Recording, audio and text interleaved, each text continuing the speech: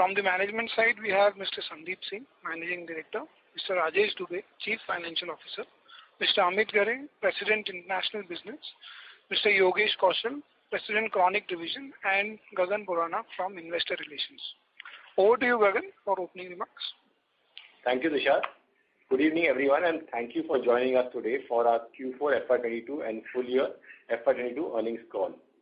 Earlier during the day, we have released our financial results and investor presentation, and the same are also posted on our website. Hope you have had a chance to look at it.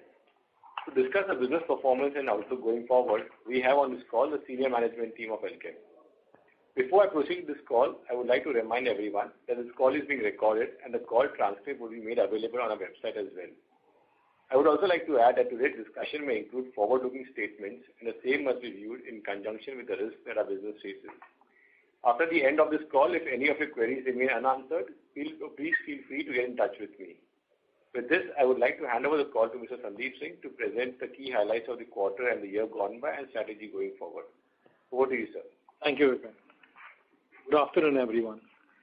Starting with the financial performance for the quarter, revenues from operation grew by 13.3% year-on-year, driven by healthy performance in India business, which registered a year-on-year growth of 16.7%. US business was almost flat year-on-year as we try to offset the significant pricing pressure through our new product launches. Other international business did well during the quarter with year-on-year growth of 35.3%, with the key markets leading the growth.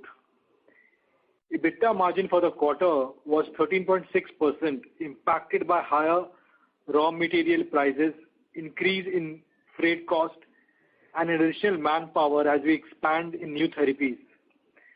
During the quarter, we had an exceptional item of rupees 15 crore debit on account of fair value of investment and income tax of earlier years, 91 crore due to disallowance of marketing expenses in light of the recent legal pronouncement, which suppressed our net profit for the quarter.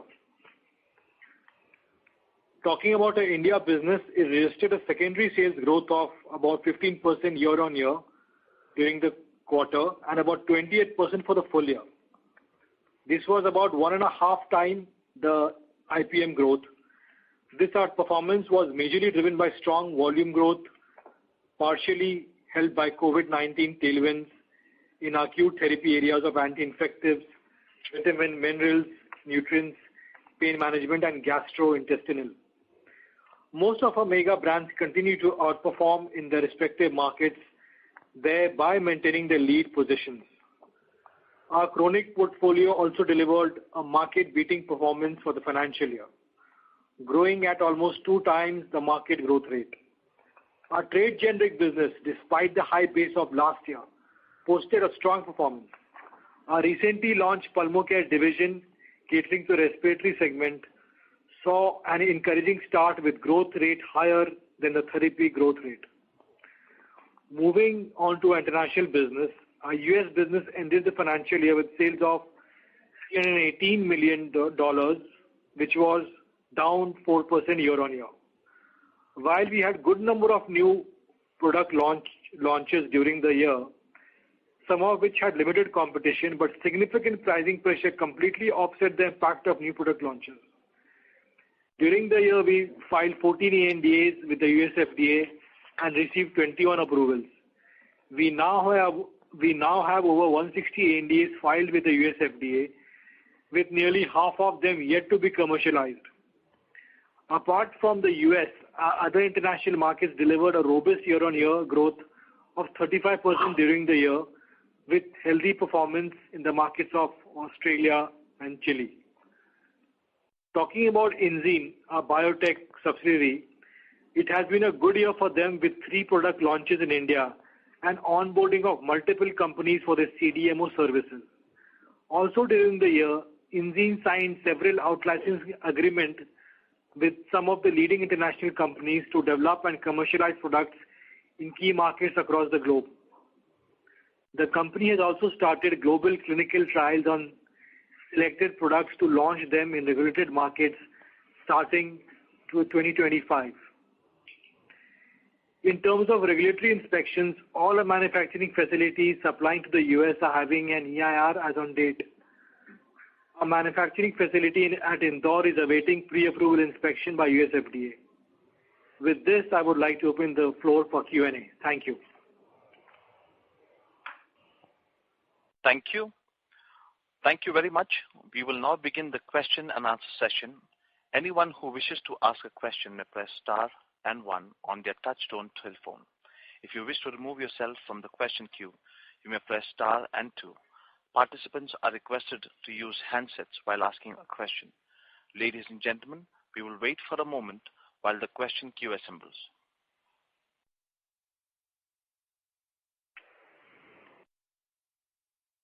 The first question is from Saion Mukherjee with Nomura. Please go ahead. Yeah, thanks and good evening. So one question on the cost pressure that you have mentioned. So raw material as a percentage of sales increased materially. You had talked about it earlier also.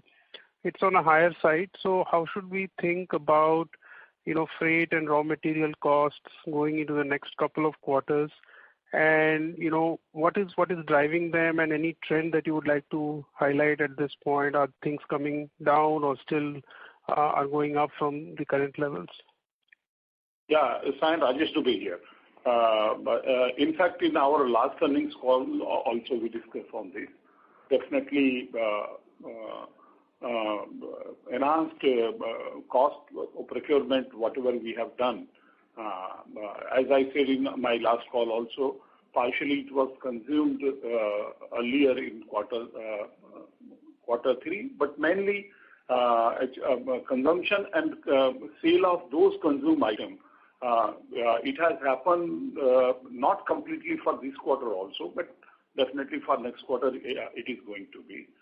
So one good thing now, this material prices, it has started showing softening trend, and that's a good thing happening. But whatever material we have procured, ultimately we are going to consume it. So and freight also, as you rightly said, both domestically as well as for our international freight, we can witness sharp increases there, and particularly in rates. For our international freight. So both this is going to have impact going forward. And as we indicated last time also, we have taken so many measures to address this issue because you rightly said it's a substantial increase. But we feel somewhere around 150 basis point to 170 basis point, it will be having impact on our gross margin. Sir, just to be clear, you already have an impact in Q. Top of it, you think there can be 150, 170 basis point more, you think, which we'll see in the subsequent quarters in Q1 and Q2? Yeah, exactly, Saion. I wanted to communicate that only. In fact, whatever procurement it has happened, partially we consumed in quarter four, and but major portion we are going to consume in quarter one of this year. It may be initial period of quarter two also. Back compared to last year. Yeah.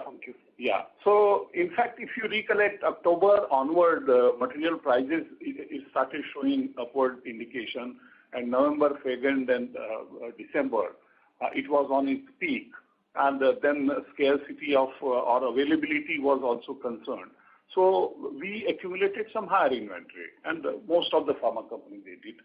So whatever consumed, this high cost material consumed, because wherever sale is happening, it will be having impact on gross margin. See, material prices, it has not come to its normal. It has started showing indication coming down. So, Dubeyji, sorry. So if I can say, and please, this 150 basis point is the impact compared to last year in quarter one. Yeah. And going forward in the year. Yeah. Yeah. Yes. So this is quarter on quarter, year on year is what you're indicating. Absolutely. One of last year. Yes. Yeah. Yes, I. Okay. Understood. And this other question, on the international business, especially non-US, we have seen some good traction. If you can throw some light, you mentioned Australia, Chile doing well. So what is exactly happening? Why we are seeing this step jump this year? And how should we think about this business going forward? Yeah, Sayan, Amit here. Yes, we talked about it in the last couple of calls, and in fact, you were one of the ones who said that we've seen a business increase and also regularity. So it's not really a change in strategy. It is very much the same market that we've been doing for a few years now. We've not really added anything material. I guess the higher performance is directly proportional to some new launches that we did in these markets. And the price erosion in these markets has not been as high as has been in the US. There is deflation, of course, in every market, but not at the same levels. So those two combined things, now that we've also generated some scale, has resulted into this kind of a growth. We'll continue looking at these markets. We'll continue focusing on them for future. And we are obviously hoping that we'll continue doing this performance. So you expect double-digit kind of growth to sustain in these markets? That's correct. Okay. Thank you, and I'll join back the queue. Thank you, Sai. Thank you. The next question is from Chirag Dagli. Please go ahead. Yeah, so thank you for the opportunity. Sir, how many products are we selling currently in the US market, and how many of these are yet to reach peak potential? We currently sell about 85 ANDAs. The only ones which haven't reached its full potential will probably be about 15. And the reason for that is some of those we may not be competitive, so we've not reached the levels that we are expected to reach. And some of them may be recent launches. So it takes time, a couple of quarters at least, if not more, before we reach the desired market share levels. Understood, sir. And sir, given that we had very poor profitability in the US at a PBT level, before FY22 as well, in FY22, would it be fair to say that at the PBT level, US is not contributing, probably at losses at a PBT level? So we don't split by our profits by market. So I'm not sure, Chirag, where you picked up your question. But all I can tell you is several quarters back, we had clearly guided that we are well beyond the break-even point for US, and we have not slipped back into red. At the PBT level, sir? At the PBT level, that's correct. Understood. So we are still profitable in the US at the PBT level? Very much, very much. US contributes to more than 25% of our revenues. We cannot afford a market with losses at that level. Understood, sir. Understood. And just one more question, if I can. Can you split the India business into acute branded, chronic, and trade generics, sir, for the full year? So if you split the India bucket, so first is 22% is trade generic. Remaining 78%, 85% is acute and 15% is chronic. Understood. Alrighty. Thank you, sir. Thank you. Next question is from Prakash Agarwal with Axis Capital. Please go ahead. Yeah, hi, good evening. My question is on the India business. So I don't know if you already shared, but given that we are, heading on a strong base of last year, are we giving any guidance on the India growth so that we have clarity? Yeah, Prakash. So I think we maintain what we always said. I think we will have double-digit growth this year in spite of coming on a strong base. And if you want to throw some, you want me to any specific thing, Prakash? Sir, that will be, yes, sir. So the growth, you had a very high growth, especially in the first half due to, the second wave. Correct. So acute was very heavy, and we have an acute heavy portfolio. How do we plan to have double-digit growth? If you could split volume, pricing, I understand there will be some pricing gain also. So the split. But yeah, got it, Prakash. Here you want to highlight. Got it. So before the split of, how the growth would come, I'd just like to add that we have added 500 people in quarter 4 of last year, to rebalance our portfolio. And apart from that, price increase would be higher this year compared to the previous year. 6 to 7% would be price rise. New introduction would be around 3%, and volume growth is between 3 to 4% to 5, let's say 3 to 5. That's how the split would be. So we feel confident that we will cross double-digit growth this year as well. Okay, so one is, I understand, addition of people, and secondly, so which will also lead to some volume growth, and the second lever is the price. Price is a big lever this year, yes, around 7%. Yeah, got it. And with 12-13% India growth, and you are guiding for a margin cut due to the cost increase. But won't it be, operating leverage should play out because India being more profitable, etc. It should flow down to the EBITDA also, isn't it? No, I think, you have to understand that RM prices have really gone up, Prakash, and we are kind of investing in biosimilars and things like that. So operating leverage come in, but they not offset all the price increases which we have had this year. Understood. And the R&D run rate for the quarter is exceptionally high. Is this the new quarter base given that you are going into this biosimilar, etc., or how should we think about a full year run rate? Whatever guidance we have given, we stick to that. From this quarter, I don't think so. It's exceptionally high. We have hit around 6.4. Okay. No, so we'll stick to around 5.5 to between 6 next year. Okay, 5.5 to 6. And last one is on the cash. So we are continuing to see good cash generation. Yes. In the past, we have been very, conservative or conscious of any acquisitions. What is the thought process now on that? So we continue to be the same, sir. DNA has not changed. We are conservative. We'll do what we know to do best. And so no large acquisition plans, Prakash Bhai. Okay, sir. Thank you. Thank you, sir. Thank you. Next question comes from the line of Rashmi Sancheti with Dolat Capital. Please go ahead. Yeah, thank you for the opportunity. Sir, again on the gross margin front, can you break it up, like, how much impact was just from the higher input cost and also from the US price erosion? Yeah. So if we talk on, I think, Rashmi, you are talking for 21-22. So in 21-22, right now, in quarter 4 particularly, so NRV, it has impacted by 1.6, 1.7%, and equivalent was impact of cost also, enhanced material cost. So you're saying 1.6 to 1.7% from the high raw mat cost and equivalent to that, at least around 1.7% from the price erosion. Yes. Okay. And what is the outlook on the US price erosion at the company level? Are we seeing any normalization? I mean, for full year, how much was it and how much are we expecting in FY23? Full year last year, price erosion in US for us, for our portfolio was lower double digits, about 11 to 12%. This year, we are not expecting it to be at that levels. We are expecting it to be in single digits, but higher single digits. Okay.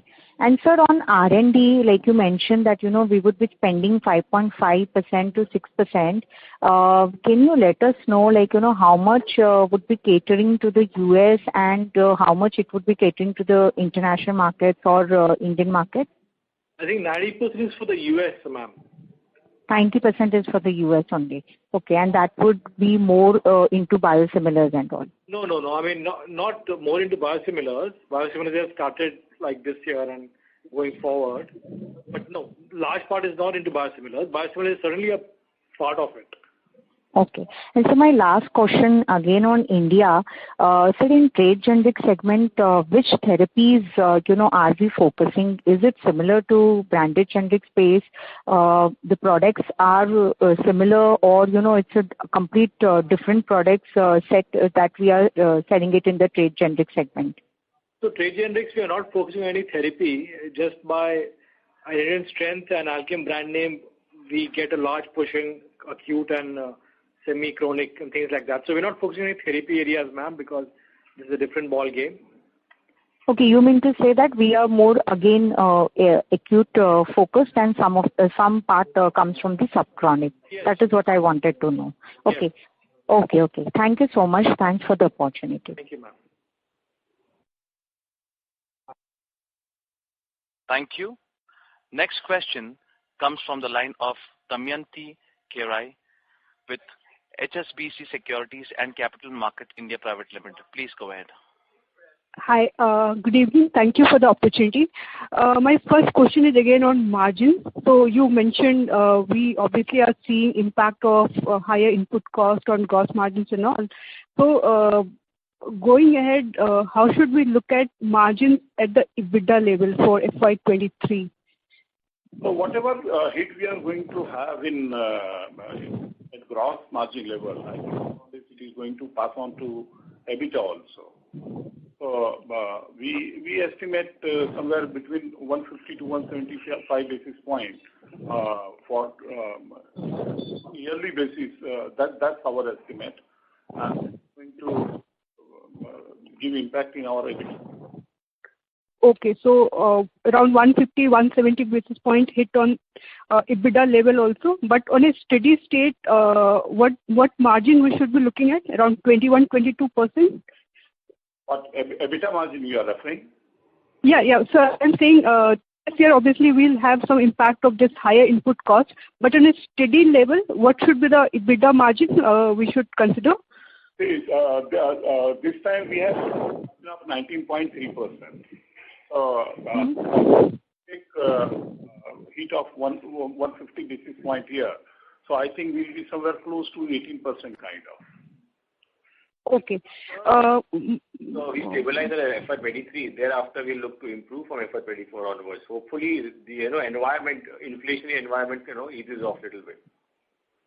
Okay, sure. My next question is on India business. So you said you added around 500 people for the new division. So can you update us on the current MR headcount and what is the productivity level across acute and chronic segments? Yeah, so our total MR count is around 10,000. Out of this, sorry, sir, how much? 10,000. This is okay. Representative strength, yeah. And the split is around 17% in chronic and rest in acute. Okay, and how about the productivity levels, sir, in terms of PCPM? Yeah, so broadly, I would say acute is around 6 lakhs. Chronic is 3 to 3.25. Okay. And my last question will be your thoughts on biosimilar business. How do you see it scaling over the next 3 to 5 years? And what kind of further investment you are looking here? So this is the first, so I think next years we could hit a revenue of, say, around 250 CR. But the big growth will come when we launch it in international regulated markets like US and Europe. And that is still like 3 to 4 years away. We have invested already, say, 700 crores. And every year we might invest another, say, 100 CR, R&D and things like that. Okay, so around 100 crore kind of investment every year you are emphasizing at this point of time. Okay. Thank you. I'll get back in the queue. Thank you. The next question is from the line of Nithya Balasubramaniam with Bernstein. Please go ahead. Thank you.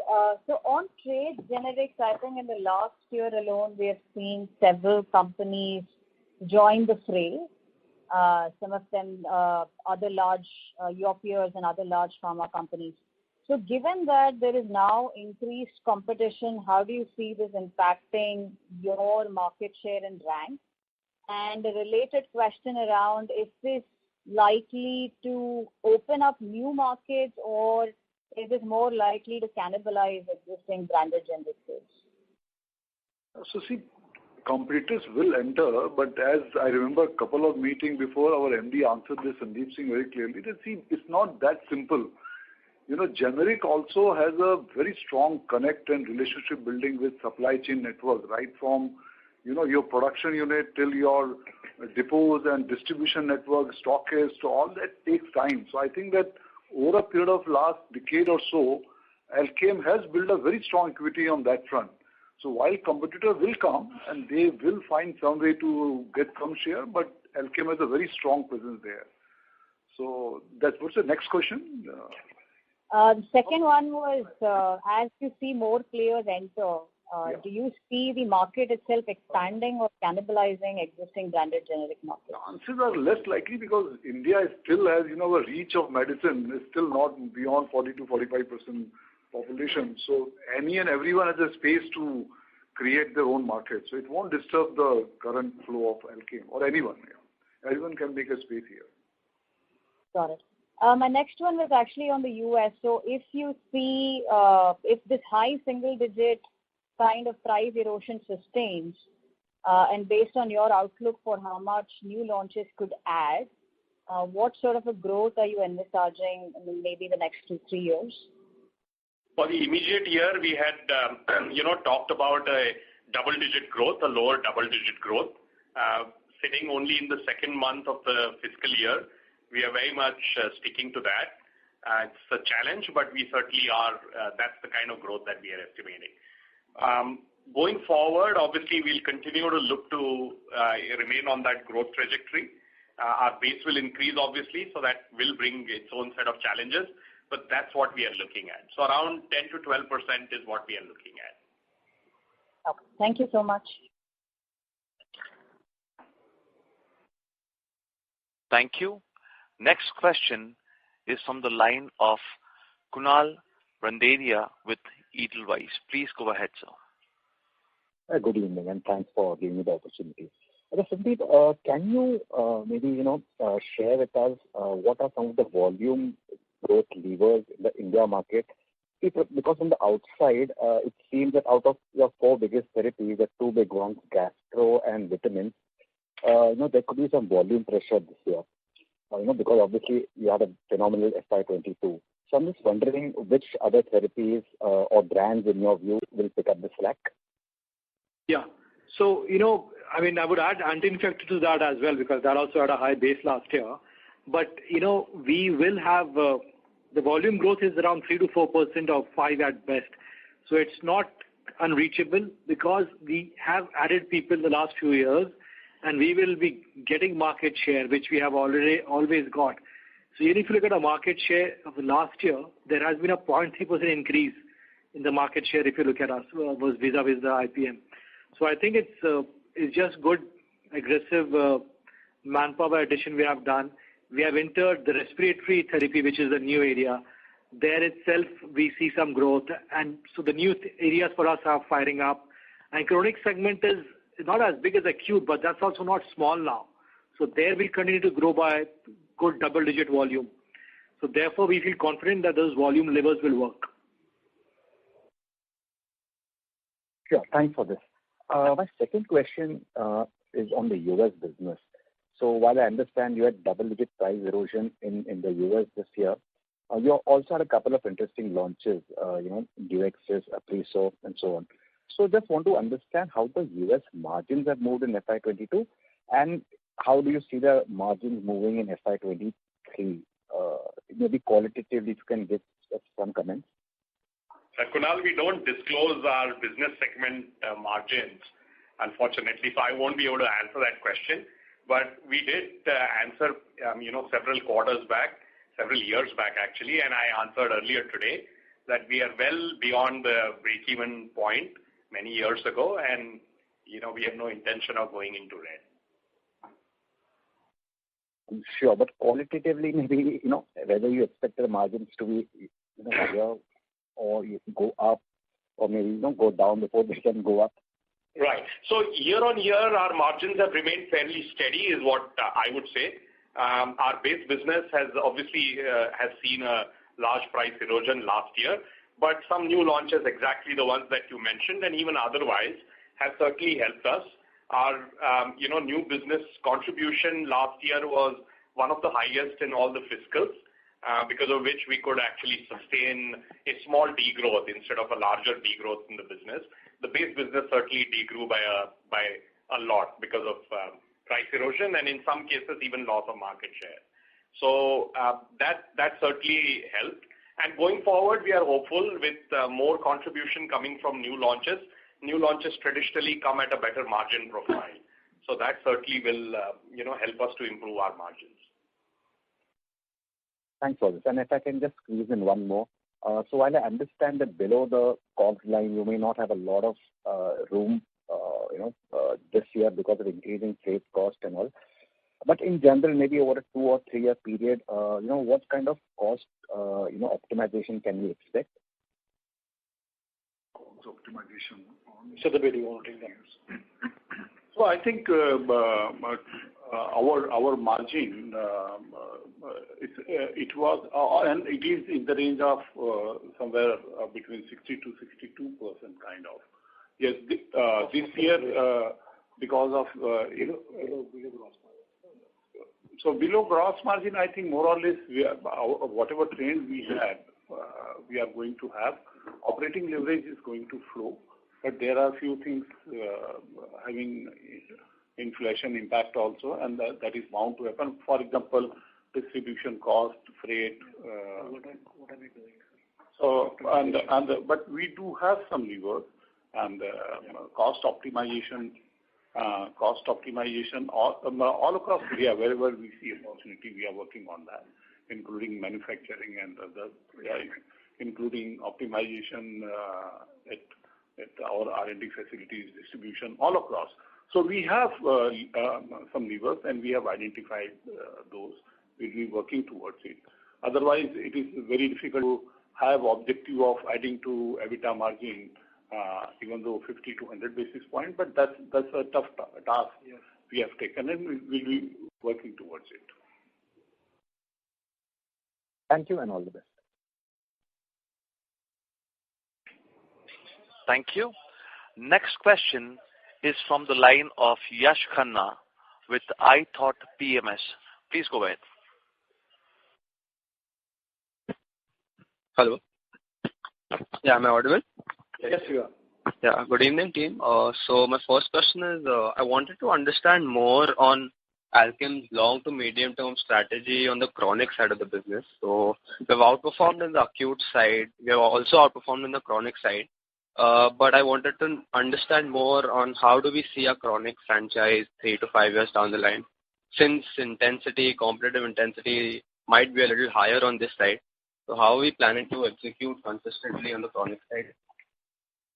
I think 2-3 areas which are clearly defined by chronic. One is, our productivity is still average. So compared to within company, we are at 3 lakhs. So we should be looking at how do we compete within the organization and raise the productivity, because our prescriber base is still, around at average level. So even if I double the prescriber base in next 2 to 4 years, 2 to 3 years, I should be able to increase my productivity. So first is productivity.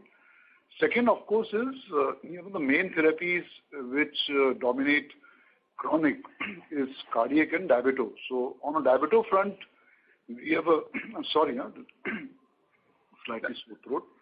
So on a diabetic front, we have a very rich pipeline of new products, and these can be a blockbusters. Like, we have launched combinations of Depa and Vilda. We are doing very good on Dapagliflozin, Sita Depa. So all these are molecules which are worth around 300 to 500 crores in 2 to 3 years time. So right now we should be around close to 1,000 crores in next year, and we look at that around 4 year times can be double the base and reach around 2,000 crores. So you said 1,000 to 2,000 crores in 3 to 4 years time, right? 4 years time. Yeah. Okay. Got it. That was helpful. And second was actually again on the margin. So we before this year, the understanding was that we would improve the margins by 50 to 100 basis points year over year, but now FY23 we've guided for 18%. So post that, should we expect 100 basis points consistent improvement in the margin? Yes, 50 to 100. We said that, yes. So you chose the higher end, but we maintained 50 to 100. Yes. Okay, so 50 to 100 decline this year, the coming year, and then we would be going up. Hopefully, yes. Okay, that's helpful. And one last question, if I may. So I just wanted to understand from a medium to long-term time frame, capital allocation priorities, like which geographies or where are we planning to, invest a lot of money? I think so. In the medium term, the shorter medium term, nothing is changing. So the geographies are going to be India and US and some key other ROW markets. And where we want to allocate, I think biosimilars is the new frontier. Nothing other than that right now. Okay, got it. So no major capex lined up. Capex. No. Sure. Thanks a lot. Thank you.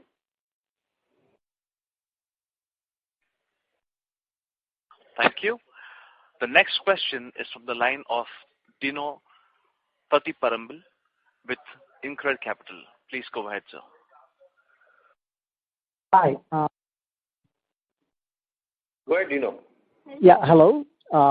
Sorry. Most of my questions have been answered. Thanks.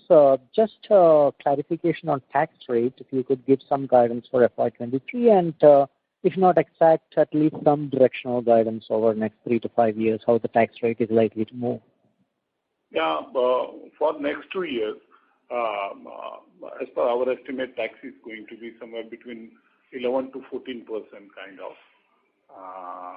Going forward, I think since our plants, they will come out of ADIE, and then this I'm talking for 26, 27 onwards.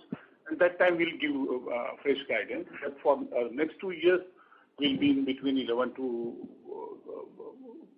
13 or 14% kind of. Okay. So the facilities are broadly coming out of the exemption around 26, 27 time frame. Sorry, I did not get you. Coming out of. So if I heard correctly, the facilities are coming out of the exemptions in the 26, 27 years. Yes, you're right. Okay, great. Thank you. Thank you. Next question is from the line of Saun Mukherjee with Nomura. Please go ahead. Yeah, thanks for the follow-up. So for one question on biosimilars, you mentioned 100 crore investment every year. So this is all operating expenses, I would assume. Yes. So how much? So Enzene currently is contributing negatively to your EBITDA by around 100 crores, or there are? Yeah, around about that much this year, last year, yeah. Okay. And so what are the key milestones and we need to sort of watch out for in terms of, clinical studies, etc. And this number would remain at 100 crore over the next few years, you think, or it can go up also? No, I think it can go up. This is just for the next, let's say, couple of years. And so, yeah, if ambition level goes up, and we'll obviously update you all, talk to you all, then this number would be going up. So, sorry, what is the question, Sam? Sorry, your first question was? Key milestones. Yeah, so what are the key milestones? One of the key milestones is that launching in India. So we have launched 3 products, and we will be launching a few more. We have already out-licensed some products to European players who have given us good upfront payment. So I think that's a milestone. These milestones already happened. Now, going forward, I think what we need to track is how does the clinical trials progresses in the US, which is already initiated for a map for the US market. So there we need to be on time and, file it on time. Because, yeah. So this is for the US filing. So when, have you disclosed the product, if you can give some size and like when you expect the trials to be completed and filing to happen? Yeah, I think filing would happen around 24 end, year 2024 end. Filing would happen around that time. Mm-hmm. Yes, and the molecule, I think we can let you know, it's denosumab. Okay. Yeah. Okay. And the other question I had on field force, so I think you mentioned about 500 people added last quarter. If I remember historically, you have added like 1,000, 1,200 every year. So this is very high. So are we sort of stepping up, MR addition going forward? And if that is the case, is there any strategic rationale for doing that? No, so we are not stepping up. I think we have already added. Hopefully, there's always strategic rationale when we do it. So I think, it's the portfolio alignment and how do you make large brands focus and grow, and also give space to medium-sized brands to grow. So that's the reason we have done this, Sayan. Okay. So, your addition would remain on an average 1,000 to 100? No. We cannot do it like perpetually. We'll reach 100,000. So, of course, we can't do that. But we also conscious sign of the fact that we do have a lot of people. But at the same time, we had to do it because it was important. So it was very strategic. The chronic portfolio is still around, let's say, 1/3 of acute. So we don't see adding like that much, even close to that number for the next few years every year. I think we are almost saturated. But yes, if there are strategic calls, we might add 200, 300 people in the next few years. Okay, understood. And just one question on, acquisitions in India. You have restrained from, doing deals in India. But given the kind of base you have, don't you think, Alkem can add value by acquiring brands, even if it is somewhat expensive? No, great. So, Sayan, you're right. See, the issue is, first off, they are expensive, and we are not of the mindset that we'll overpay. Second, a lot of times companies are available for acquisition, not just brands.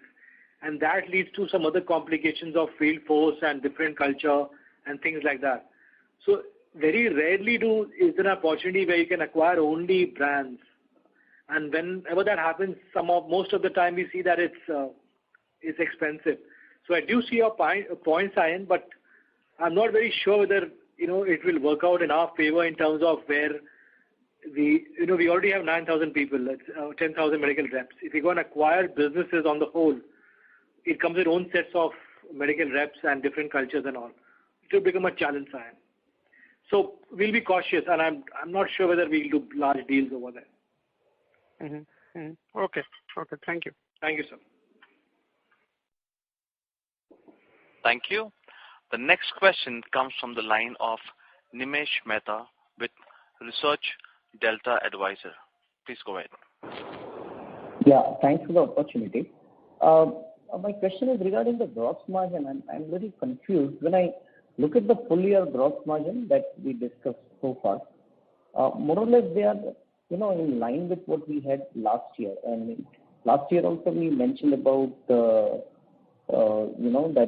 the input cost prices are going up and stuff like that. So, what exactly, how exactly is the impact coming, on the gross margin? I'm still not able to understand, although the gross margin remains the same. Yeah. Nimesh, you are very right. In fact, in this year we have a positive of 20 basis points in gross margin. So it's a plus. So let me just give you component and this price deflation mainly in US. It has impacted and on overall basis, on annual basis, we don't have any significant contribution on account of increase in material cost. I'm talking raw material cost or tech material. Yes, in Q4, if you go, you can see, because whatever procurement we did in the month of November and December, we consumed partially in Q4, and we are going to consume going forward in Q1 or Q2 going forward. So it is going to have impact in 2023. But as far as 22 is concerned, you are very right. Input cost increase is not having any significant impact. And then by way of a better product mix and better gross margin and our gross margin, in fact, there is addition of 20 basis point in that. Right. So even if we compare the fourth quarter, and I'm comparing YOY. I think that should be the right way. You can correct me if that is not. I don't see, in fact, there is an increase in the gross margin. So what I'm trying to see is that, every Q4 you have a lower gross margin. So what is changing even in this quarter? Or we need to compare it QOQ? Nimesh, if you remember Q4 of last year, there was an inventory write-off which has pulled down the gross margin. So if you adjust for that, there is a YOY dip in the gross margin YOY. Right. Even if you adjust that, compared or full year basis, also there is a small dip. Okay, what has helped us this year is the product mix has improved. So last year, FY21, India percentage of sale was 65%. It has gone up to 70%. So helped by mix. And last year there was this inventory write-off. So if we adjust both, then there is a marginal dip in gross margin because of the because of the raw material cost. And when we are saying 100 to 150 basis point impact, that is on YOY level FY23 compared to FY22. So if it ended the year at 60.7, we are seeing about 100 to 150 basis point impact on that number on full year basis. So there is a seasonality across the quarter, and the seasonality is going to remain, and after normalizing the seasonality on YOY basis is going to be 150 basis point. Okay, and this 150 basis point that we are talking about does not consider does not take into consideration the fact that we might have better product mix and better. We also are likely to see good amount of price increase in the domestic market and all of those things, right? That is. No, we have factored in all those things. We have factored in. So what Dubey sir was saying was, our normal gross margins are around 61-62%. Okay, so this will come down to close to 60. So 60, 59, 60 is where we may end in FY23 because of the high raw material cost, and say FY24 onwards, they should go back to 60, 61 levels again. Okay, got it. And lastly, so once again on the same thing, this will also include some. Last year I think you mentioned that we might be launching few low competition products in US. So are we likely to do that? And this margin guidance is net of that as well? We always hope to launch products with less competition. Ultimately, competition dictates whatever comes through. Okay, and this margin is net of all those factors, right? These are business as usual. Okay, fine. Thank you very much. Thank you.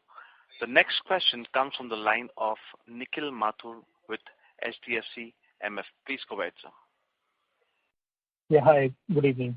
I just wanted one clarification. Did I hear it right that your US growth guidance for FY23 is 10 to 12%? Yes, that's right. Revenue. Okay. So, Alkem has done $320 million in FY22. If I take into account high single-digit erosion, which also you have guided to, the net addition works out to somewhere around 65% $65 million to arrive at a 10% growth. So I'm just trying to understand. There's a bit of cynicism in me, which kind of says that this seems a bit stretched, this particular guidance. So can you share some key pieces why this upbeat guidance is even achieved? Sorry, what is the last part? I missed that. So I'm thinking that this guidance seems a bit aggressive. 10% growth on a erosion of 8-9%. Are there any specific pieces or why you're so upbeat on the US outlook for FY23? Well, the entire FY22 was depressed compared to FY21. So, as you can see, we've degrown by 5% in the current year. So now if I'm basically guiding 10 to 12% increase over FY22, in effect, we are only, guiding for a 7% increase over FY21. So, we are confident because number one, as I said, the price erosion, deflation is reduced compared to what we have seen in FY22 as we sit right now. And then number two, of course, we will always hope to do better with our new launches. And as I mentioned earlier, in FY22, we actually did very well compared with our new launches compared to our own performance in the previous fiscals before FY22. We were not able to demonstrate it because of a higher price erosion during the last year.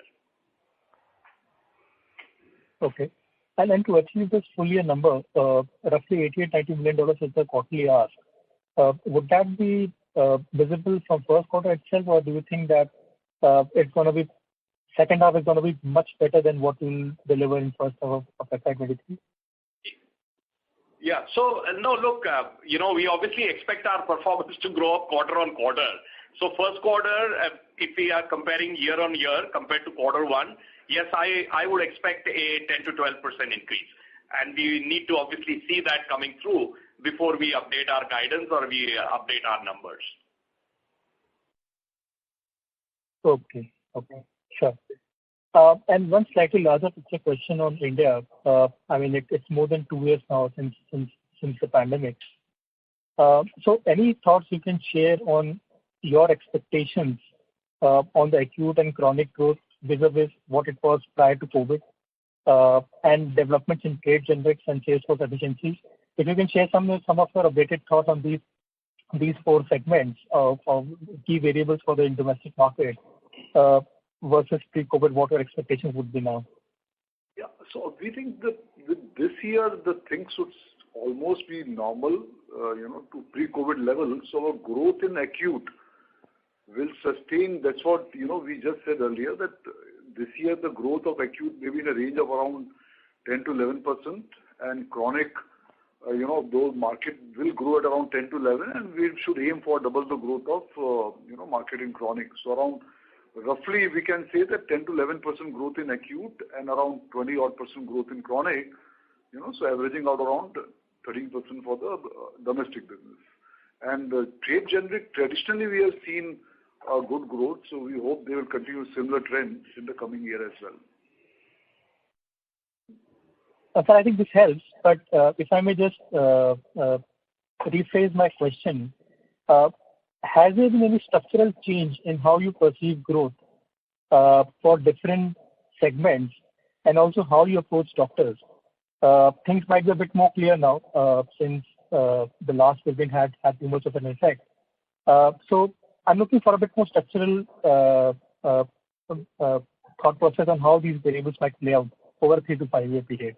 No, so see, you just heard me saying that we have already added a lot of people, around 1,000 people in every year last 2 years.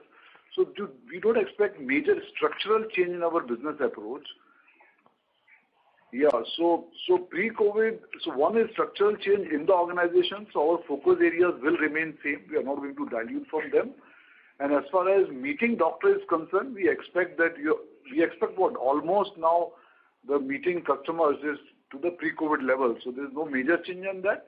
I assume that you're asking about utilization of those digitals and all. So yes, there will be slight, a change towards to reach masses through digital media, and that can be a little factor. But normally this will go to pre-COVID level with some addition of digital approach in our business. Got it, so that's helpful. Thanks a lot.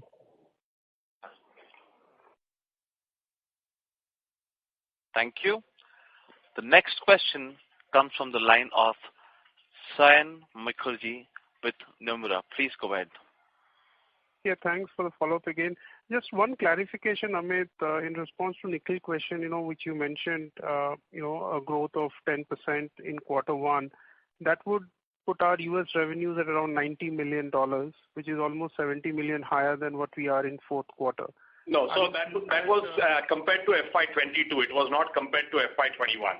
FY21 was a completely different quarter one, so that's not in relation with that year. No, I mean, in the first quarter, this quarter FY23, I thought you mentioned you will deliver a 10% growth on first quarter FY22, which was higher, right? It was around $80 million. So you should be closer to $90 million in this quarter if you have to grow 10% on Q1 of FY22. Right. That would mean a QOQ growth of almost 17 million, which is a big number. Right. 73 million. So I mean, at the mid of this quarter, are you having that visibility of sort of getting close to 90 million in Q1 FY23? Yeah. So, and rather than getting into absolute numbers, I think Nikhil's question was essentially trying to ask me is there something during the year that we are depending upon for delivering this growth? That's how I perceived and understood it. And what I wanted to answer there was, and what I answered there was, that we are not dependent on one event or one product or something which will deliver this growth for us. So we need to deliver our growth, whatever that we have talked about, fairly evenly during the year. And therefore, what I answered was that even in quarter one, we are expecting to deliver some growth over, last year's numbers, FY22 numbers. So that's what, please read it in relation with that. Specifics for each quarter, if there are ups and downs, some of it will get corrected. For example, first quarter in FY21, if you remember, was a very high quarter. So obviously that is not a correct number or a correct base to look at. Okay. Thank you. Thank you. As there are no further questions, I would like to hand the conference over to Mr. Gagan for closing comments. Thank you everyone for attending this call. If any of your queries have remained unanswered, please feel free to get in touch with me. Thank you once again. Thank you, Gagan. Thank you.